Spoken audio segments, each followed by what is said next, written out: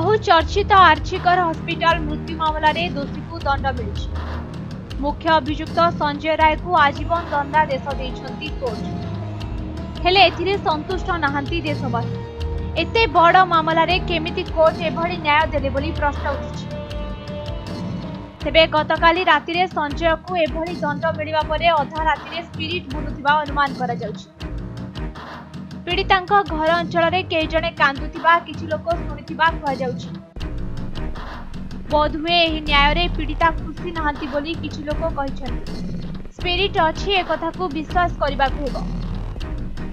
जदि जने मनुष्यर इच्छा पूर्ण होई न थाए आ तार मृत्यु हुए तेबे तार आत्मा घुरी बुले।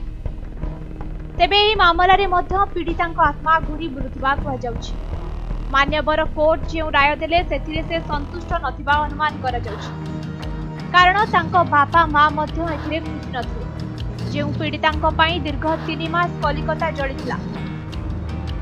आउ सेही घटनार मुख्य आसामी को आजीवन कारादंड केमिति दिया गला बोली प्रश्न करिसथि स्थानीय लोक। गतकाली मान्यवर सियालदा कोर्ट एही राय देबा परे तांको परिवार लोके असंतुष्ट होइथिले। डाक्तराणी झियो तो फेरिबो नाही, हेले एमितिका न्याय बहुत कष्ट देइछि बोली पीड़ितांक परिवार लोके कहिसथि। एपरिकी मान्यवर मुख्यमंत्री मध्य एही घटना रे फांसी देबा पई चाहिथिले, हेले अभियुक्त को फांसी न हेबारु से भांगी पड़ितबा कहिसथि। निर्भया दोषी परी अभया दोषी को जदि फांसी मिलिथांता तेबे एभली काम करबाकू केही साहस करिवे नाही बोली कहा जायछि। 2024 मसिया अगस्ट 9 तारिख रातिरे आर्चिकर मेडिकल ले पीड़िता को दुष्कर्म और परे हत्या करा जायतिला। अति निर्मम भावे सेही मेडिकल परिसर रे एभली कांड होइतिला। या परे सारा देश रे निया लागितिला।